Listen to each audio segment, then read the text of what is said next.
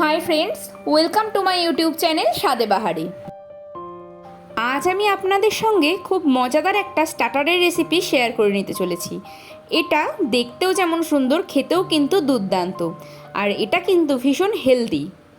এই chicken flower dumpling আপনারা কি করে সহজেই বাড়িতে বানিয়ে নেবেন আমি আমার ভিডিওতে সেটাই দেখাবো, তাই ভিডিওটি স্কিপ না করে অবশ্যই কিন্তু পুরোটা দেখবেন।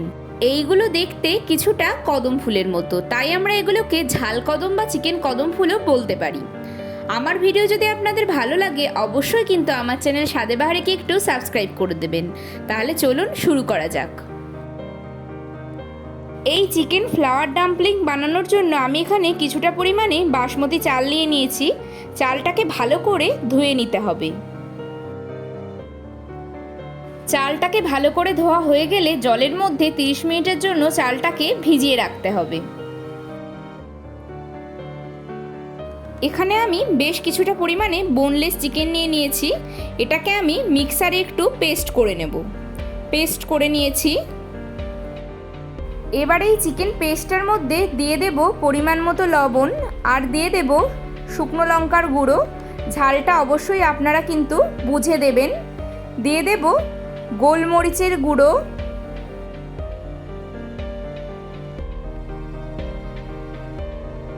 এখানে আমি একটা বড় সাইজের পেঁয়াজকে কুচি কুচি করে কেটে নিয়েছি, সেটা আমি এর ভেতরে দিয়ে দেব। দিয়ে দেব 1 চামচ মতো আদা বাটা, দিয়ে দেব 1/2 চামচ রসুন বাটা, দিয়ে দেব কুচানো কিছু কাঁচা লঙ্কা, ঝালটা অবশ্যই কিন্তু বুঝে দেবেন। দিয়ে দেব সামান্য একটু লেবুর রস।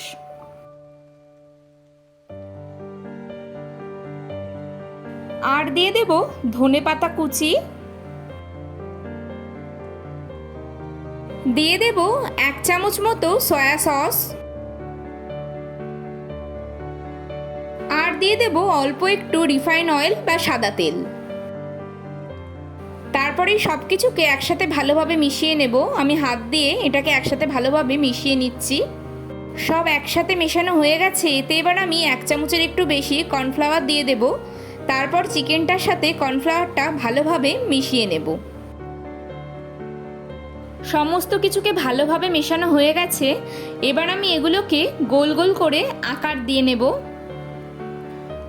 এই সময় কিন্তু হাতে একটু জল লাগিয়ে নেবেন। হাতটা জলজলে থাকলে চিকেনগুলো হাতে লেগে যাবে না, আর কর্নফ্লাওয়ারটা থাকার জন্য বলগুলোর বাঁধানো কিন্তু খুব ভালো হবে। এই চিকেন পেস্টটা থেকে আমি টোটাল 18টা এমন বল বানিয়ে নিয়েছি। এই দিকে 30 মিনিট জলে ভিজিয়ে রেখে চালটাকে আমি একটা পাত্রে জল ঝরিয়ে তুলে নিয়েছি। তারপর আমি একটা করে চিকেনের বল চালের ওপর রাখবো, আর চালটাকে ভালো করে চেপে চেপে কোট করে দেব।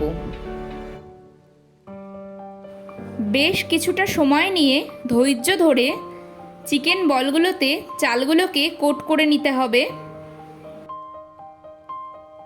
এইভাবে আমি একটা একটা করে সব বলগুলোকেই কিন্তু চালে কোট করে নেব।